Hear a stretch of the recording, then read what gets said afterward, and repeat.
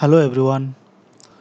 Today we are going to talk about plant virus and vector relationship. In our previous lecture, we have seen that plant viruses are transmitted by vectors. There are many kinds of vectors. Insect vectors were the most important. Among insect vectors, aphid was most important as a vector of plant viruses. Besides aphid, we had whiteflies, leafhoppers, mealybugs, plant hoppers, and beetles. Then there were many non-insect vectors as well, like mites, fungi, nematodes, etc. There are again many plant viruses which have no vector, like tobacco mosaic virus, it has no vector. So, in this lecture, we will see that what kind of relationships exist between plant virus and its vector. We know that plant viruses cannot enter plant on their own. And when the plant virus gets introduced inside the plant, inside the cell, they multiply. After multiplication, how they spread to another plant. So, here in this lecture, we'll see what kind of relationship a plant virus establishes with its vector so that it can successfully get transmitted or spread to another plant. So before we go to the relationships, we need to understand some terms. Acquisition access period. Acquisition access period means the time for which an initially virus free vector is allowed to access a plant virus source. So, when an insect vector finds a host and that vector is allowed to access a virus source, the time duration for which a vector is allowed to access a virus source, it is acquisition access period. Then acquisition feeding period. It means the time period necessary for successful acquisition of the virus by its vectors, which then become viruliferous.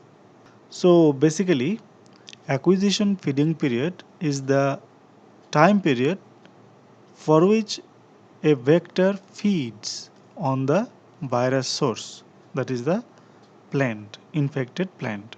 So an insect vector can access the virus source for a time period but actually feeds on that virus source for a time period which is shorter than the access period.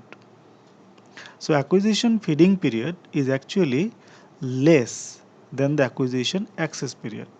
So an insect vector can seed on a plant for longer time.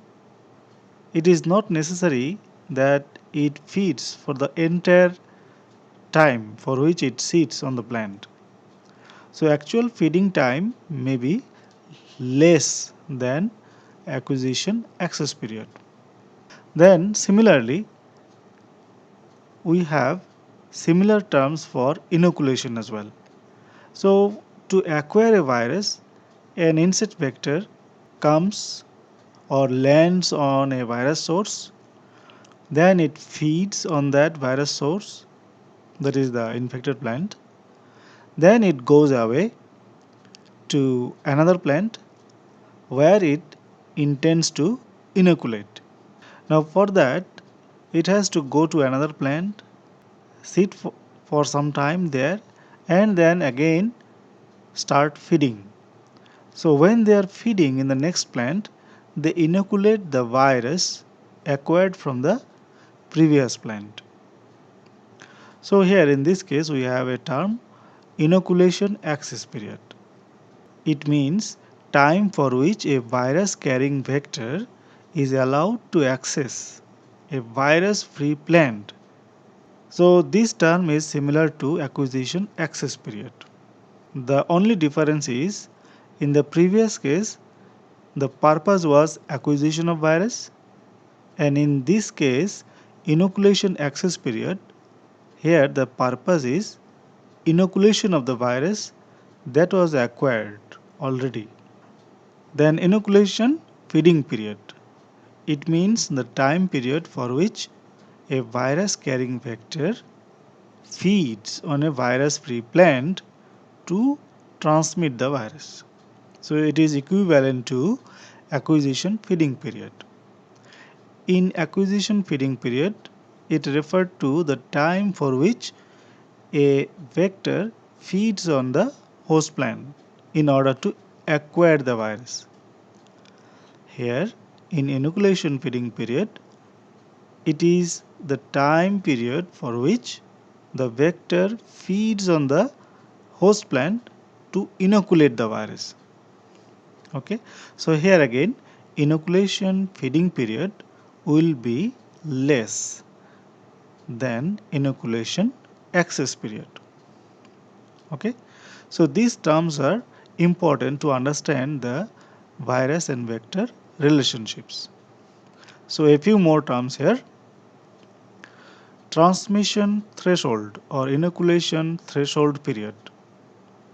It is the minimum initial time period that a vector needs to acquire a virus and inoculate it to the virus-free plant.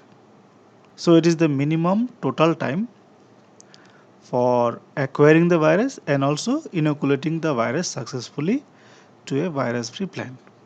So this much time is called as transmission threshold period or inoculation threshold period. Next, infective capacity or retention period. It is the time for which a vector remains viruliferous. That means a vector, after acquiring the virus, how long it retains the virus, how long it remains infective, how long it can transmit the virus to different plants. So that is the retention period. Then incubation period or latent period. It is the time period from the start of acquisition feeding period until the vector can infect the healthy plant with the virus. So after the virus is acquired by the vector, how long time it takes to transmit the virus to a healthy plant. Okay, so it is again an important term in order to know the virus vector relationship. So here, say a virus is acquired by a vector, and after acquisition of the virus, the vector may or may not be able to transmit the virus immediately. So if the vector takes time to be capable of transmitting the virus to another plant, then there is one kind of relationship. If the virus gets transmitted immediately after acquisition, then that is indicating a different kind of relationship that a virus has with its vector. So in the subsequent slides we will see how these terms are important to describe the relationships. Then transovarial transmission. It means transmission of virus from parents to offspring or female insects to offspring through eggs.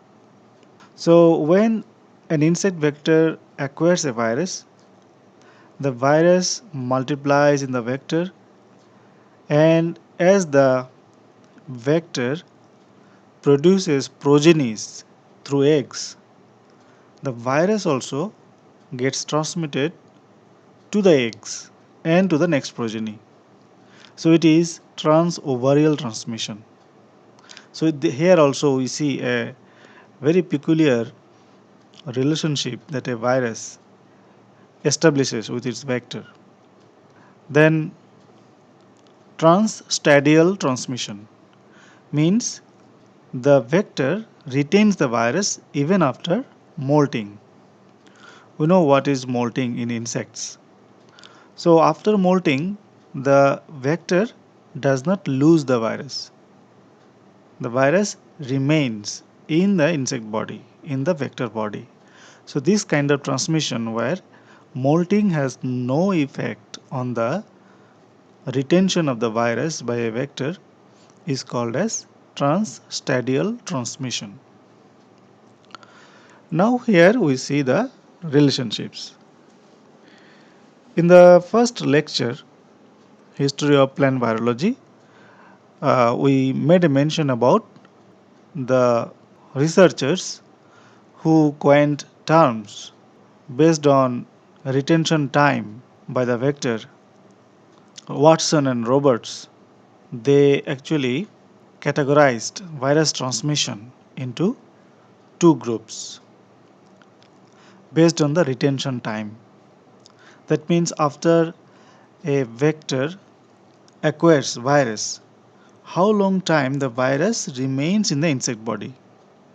So here we get two groups. One is non-persistent and the other one is persistent. In non-persistent, the vector does not retain the virus for longer time. So the virus is acquired and immediately get transmitted to other plants and the virus is lost from the insect body. Whereas in case of persistent transmission, the virus remains in the insect body for long time. So these two broad categories are based on the retention time of virus by the vector. Then one term semi-persistent was introduced, which means the virus is not lost immediately after acquisition. The virus remains for some time in the insect vector. Not very long time as persistent or not so short time as non-persistent. So this middle category, it shares the characteristics of non-persistent and persistent transmission. Now on the basis of site of retention of virus in a vector, we have some more categories. So once the vector acquires plant virus, where in the body of the vector the virus is retained, where the virus goes in the insect body. So based on that site of retention, there will be some more groups here. Stylet borne, that means the virus remains in the stylet. Circulative, here the virus enters the vector body and circulates inside the vector body. Propagative, here the virus multiplies in the vector body.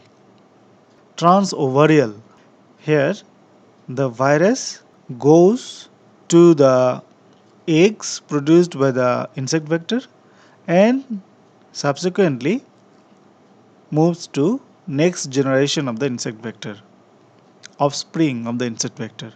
So these were the categories made based on the site of retention of the virus in a vector body. Now in this image we can very well describe the various types of relationships that a virus and a vector can have. So here please look at the image carefully. This is your absorbing organ, that is stylet. We have salivary canal here through which the saliva is secreted to the plant cell and the saliva digests or dilutes the cell content Then the cell content is sucked by the insect through food canal. The cell content goes to insect body. So this is the pathway. So you have food canal, and then here we have foregut, midgut, hindgut, and then hemocoel, that is the body cavity filled with liquids, hemocoel. Then from there again, so in terms of path of movement of virus in the insect body, it will be like for acquisition of plant virus from the plant source. So in this case, the vector is feeding on a plant and it inserts its stylets in the phloem. So it is a phloem feeding insect vector. Here say in the phloem we have some viruses here. The plant is systemically infected, that's why the phloem has got virus particles. Okay. Now when the virus is present in the phloem and the vector also feeds in the phloem, then along with the phloem content, the viruses also move to insect body. Through food canal, it goes to foregut, then to midgut, then to hindgut. From hindgut, it crosses the gut wall and enters hemocoel. So once it is in the hemocoel, it can go to salivary glands. So here the virus is circulating foregut, midgut, hindgut, hemocoel, and then salivary glands. From salivary glands, when this vector goes to another host, another plant, then saliva is secreted in that plant, and through this saliva, that these viruses can enter the phloem of the next plant. So through saliva, the virus is released in the next plant directly into the phloem. So now let us see the relationships. Non-persistent. So non-persistent means here the virus is not retained by the vector for a long time. And what are the two important properties of non-persistent viruses? They are non-circulative. So the viruses which are transmitted by vectors in non-persistent manner, they are non-circulative and they are stylet borne. So here the viruses remain in the stylet and does not enter the alimentary canal. Okay, remain in the stylet. So since they do not enter and circulate inside the insect body, they are non-circulative. And since they are present in the stylet only, they are stylet borne. So non-persistent virus or non-persistent transmission is equivalent to stylet borne virus or stylet borne transmission. Alright. Now there are many viruses which are stylet borne, which are non-persistent in nature. They are present only in the stylet of the insect vector. So when these viruses are present in the stylet only, in the inner wall of the stylet, so when these vectors go to another plant for feeding, the viruses present in the stylet are washed by the salivary secretions and released to the next plant. So it is non-persistent because the viruses does not remain in the stylet for a long time. So the stylet borne viruses are non-persistent and they are non-circulative. Now in case of semi-persistent, they are also non-circulative but they are foregut borne. Okay, they are foregut borne. Persistent circulative. So here those viruses which are persistent, we can have two types. One is persistent circulative, another is persistent propagative. For persistent circulative type, the virus enters the alimentary canal and circulates. It first goes to foregut, then to midgut, then hindgut, hemocoel, then salivary glands, and then the virus is released. So it takes time. As the virus goes all through these structures and then finally coming to salivary gland and then released and then transmitted. In case of persistent circulative viruses, the virus moves inside the vector body, inside the insect body. So it takes time. So immediately after acquisition of virus by a vector, the vector does not become viruliferous. The vector does not become capable of transmitting the virus immediately in the next feeding. It takes time. So that is the incubation time. That means there is a time gap between acquisition and transmission in case of persistent circulative and also in case of persistent propagative. But whereas in case of non-persistent viruses, which are there in the stylet of the insect vector, after immediately after acquisition, the viruses can be transmitted in the next feeding. Okay. Now, in case of persistent circulative, the virus only circulates, only moves inside the vector. No multiplication occurs here. Now, in case of persistent propagative, it not only circulates in the body, it also multiplies. Now, the virus multiplies where? The virus multiplies in the salivary glands, in the brain, in the muscle cells. So, here also the viruses after acquisition takes time to circulate inside the body and also multiplies inside the body. Then only the vector becomes capable of transmitting the virus. So here again, through salivary secretions, the viruses come out or released or spread to other plants. So this diagram, if it can be followed well, it can describe all the virus vector relationships here. So here we get to see the path of movement of virus in the insect body, where they go and how they come out of the vector. Now let us see the virus vector relationships in detail.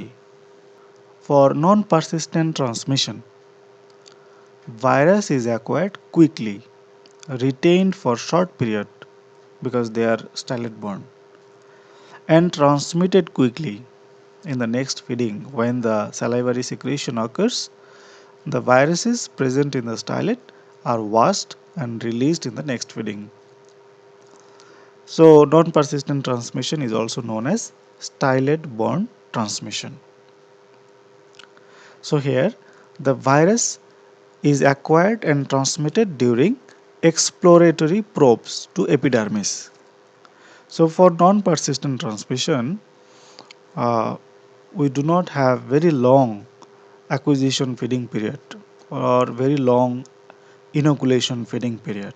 Okay, so virus is acquired from the epidermal cells. Probing takes as little as 5 minutes. The virus is lost by the vector after molting. So this is one important property. Here, since the virus is stylet borne, the virus is lost after molting of the vector. There is no latent period or incubation period here. That means the vector becomes viruliferous, the vector becomes capable of transmitting the virus immediately. There is no latent period. So we have some examples of viruses: bean common mosaic virus, potato virus Y, cucumber mosaic virus, and papaya ring spot virus. These are transmitted non-persistently by the vectors, by their respective vectors. Then persistent transmission. So it is the other extreme. Since we have seen non-persistent transmission here, now we will know easily what is persistent transmission. The characteristics will be to the other extreme. Here, the virus is acquired slowly, retained for a long period, maybe weeks, and transmitted slowly. So here, acquisition feeding time is also greater, inoculation feeding time is also greater. Now, this persistent transmission can be of two types, circulative or propagative. That means the virus just circulates inside the body of the vector, so it takes time to come out of the vector, or it can propagate inside the vector, and so the vector takes time. Virus is acquired and transmitted during feeding probes to phloem. So this is again one thing very important. So those viruses which are transmitted persistently, they are acquired by the vector from phloem. So phloem feeding vectors or phloem feeding insects acquire virus from the phloem, and those viruses are persistently transmitted. Now these viruses can persist in their vectors for more than 100 hours, and in some cases for whole life of the vector. And we have also seen that some viruses can go to the next progeny of the vector, trans ovarial transmission. And viruses transmitted persistently, they either multiply or only circulate in the vector body. So when the multiplication occurs, circulation is already there. Circulation occurs obviously, but some viruses only circulate, do not multiply in the vector body. Latent period is present. So the virus after acquisition by the vector does not come out immediately from the vector. It takes time. So there is latent period here. Molting has no effect on the virus because the virus is inside the vector body, inside the insect body. Now the path of movement, we have already seen that in the image. Virus uptake, after that through various parts of the alimentary canal, that is foregut, midgut, hindgut. Then the virus crosses the gut wall and enter hemocoel. Then circulate in the body fluid, that is hemolymph. So hemocoel is filled by a body fluid that is called as hemolymph. Then from there it comes to salivary gland, and salivary gland is the point where the virus must come in order to be transmitted or spread to other plants. So through salivary gland secretions, the viruses come out of the insect body and inoculate the plants. Now, once a vector acquires a virus which has persistent type of transmission, the virus remains in the insect body, and the vector can transmit the virus in many plants. Okay, though the acquisition feeding and inoculation feeding time is greater, but a vector remains viruliferous for its whole life, so it can actually theoretically transmit virus to many plants. And persistent transmission is also known as circulative transmission, circulative propagative transmission, and transovarial transmission. All these are persistent type only. We have examples: potato leaf roll virus, barley yellow dwarf virus. So these viruses are transmitted by their vectors in persistent manner. Next, semi-persistent transmission. So as I said earlier, it shares the characteristics of non-persistent as well as persistent transmission properties. So here the virus persists in its vector for 10 to 100 hours. The virus is acquired from phloem region with long feeding. So this is a persistent type of characteristics, no latent period. So this characteristic is of non-persistent type. Okay, in non-persistent type we have no latent period in the vector. Vector becomes viruliferous immediately. Then the viruses do not circulate and multiply in its vector. So no circulation, no multiplication. So this is again a non-persistent type of characters. The infectivity is lost in molting. This is also non-persistent type of characteristic. This type of transmission is also known as foreguard-borne transmission. Here the virus goes up to the foreguard of the insect body. Okay. Then high vector specificity. This is something of persistent type of characteristic. We have examples of citrus tristeza virus and cauliflower mosaic virus. So citrus tristeza virus is a highly flexuous virus with single stranded RNA as genome, and it is one of the biggest or longest plant viruses belonging to Clostridovirus group. And cauliflower mosaic virus is a double stranded DNA virus.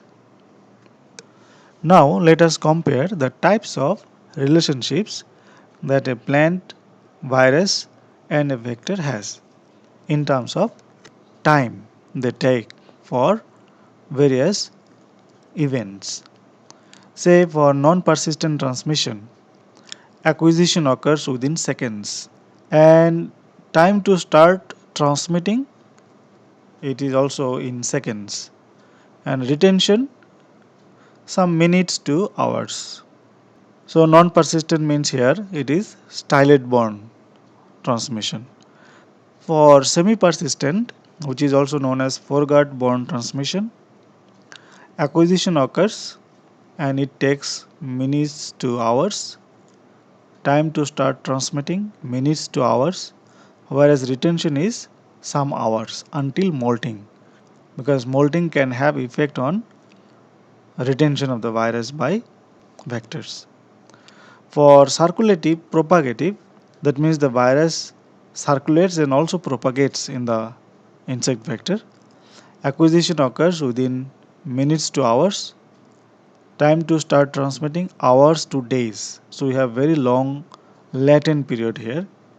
Retention is whole life. Okay. Then circulative, non-propagative. So no propagation, only circulates in the vector. Acquisition occurs within minutes to hours. Time to start transmitting hours to days. Here also high latency period. Retention days, some days to life. Okay, for whole life. Now here we have the full details about the differences between the types of transmissions by insect vectors. SAP transmission. Can we do SAP transmission when they are already transmitted by vectors? Yes. For viruses which are non-persistent type in the vector, they can be SAP transmitted because non-persistent viruses are acquired from the epidermis of the plant. And when the epidermis of plants gets rubbed by another leaf, then SAP transmission can occur. In our previous lecture, we have seen that for SAP transmission to occur, a virus must be present in the epidermal cells or parenchymatous cells, and multiply in the epidermal or parenchymatous cells. So since non-persistent viruses are present in the epidermal cells, so sap transmission is possible. For semi-persistent viruses also, in most cases, sap transmission is possible. But for persistent viruses, sap transmission is rare. We cannot do sap transmission here. Some positive, some are positive, that means they can be done. Acquisition source for non-persistent viruses, parenchyma, semi-persistent phloem, and others are all phloem in the persistent category. Inoculation target for non-persistent viruses, parenchyma cells. Semi-persistent, parenchyma or phloem, and others persistent viruses are all phloem. Phloem will be the inoculation target. So a vector has to transmit the virus to the phloem only. Okay, because they are phloem feeders, so they obviously transmit the virus in the phloem because they obtain their food from phloem only. Acquisition threshold. So time required for acquisition, seconds, minutes to hours, lifelong. Okay. Inoculation threshold time, seconds, minutes to hours, lifelong. Latency period. For non-persistent, no latency. Semi-persistent also, no latency.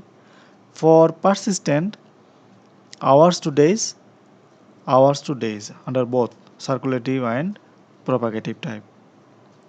Virus in hemolymph. For non-persistent, this doesn't arise because they are stylet borne, they don't go up to hemolymph. Semi-persistent also, viruses are not present in the hemolymph of the vector because they go up to foregut only. So both for circulative and propagative type, virus is found in the hemolymph of the vector. Virus loss at molting, yes, for non-persistent and semi-persistent, the virus is lost after molting of the vector, but it doesn't happen with the persistent type of viruses. Retention in the vector, how long time the virus is retained by the vector. For non-persistent, some minutes only. For semi-persistent, hours to some days. For circulative type, hours to some weeks. And for propagative type, often for life, even to the next progeny. Vector specificity is low in case of non-persistent virus, medium in case of semi-persistent virus, and high in both these cases, persistent viruses. Then we have a peculiar type of transmission called bimodal transmission. This happens with cauliflower mosaic virus. This virus is transmitted by two aphids, Myzus persicki and Brevicoriini brassicae. Myzus persicki, you know, it is green peach aphid. Now this green peach aphid or Myzus persicki transmits cauliflower mosaic virus in non-persistent manner. Whereas the same virus is transmitted by another vector, Brevicoriini brassicae, which is called cabbage aphid, but this transmission occurs in semi-persistent manner. So one virus transmitted by two different vectors in two modes. One is non-persistent mode and the other one is semi-persistent mode. That is the reason that this transmission of cauliflower mosaic virus is known as bimodal transmission. We have two modes of transmission here. As a rule, we know one virus has one vector only. One plant virus is transmitted by only one vector, only for those which are vector transmitted. However, one vector can transmit many viruses.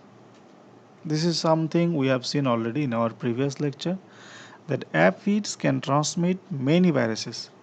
Say Myzus persicki alone can transmit more than 100 plant viruses. But a virus is transmitted by one vector only, not many vectors. But we have one exception here. Just now we have seen cauliflower mosaic virus is transmitted by two vectors in two modes. Anyway, now we have some uh, important facts that you should remember. Number one, means of transmission of cryptoviruses is seed and pollen. The susceptible laboratory host for plant virus transmission studies are Chenopodium species, Cucumis sativus, and Cucurbita pepo. The most common and important vector of plant virus transmission is aphid. In case of non-persistent transmission, a plant virus is inoculated by the vector to epidermis and parenchyma. Semi-persistent transmission is also known as foregut-borne transmission. Stylet-borne transmission is seen mainly in case of aphids. Aphids mostly feed on epidermis and parenchyma cells, but we know that there are many aphids which also feed on the phloem. Most of the virus transmission by leafhopper is persistent propagative type. Virus transmission by whitefly is usually persistent circulative type. Transmission of plant virus by thrips is of persistent circulative type. Mode of transmission of plant viruses by nematode is non-persistent type. So these are some facts, generalized facts that you should remember as far as the plant virus and vector relationship goes. So with this, the lecture ends here. If you have any query related to this presentation, you can write in the comment box. Thank you very much.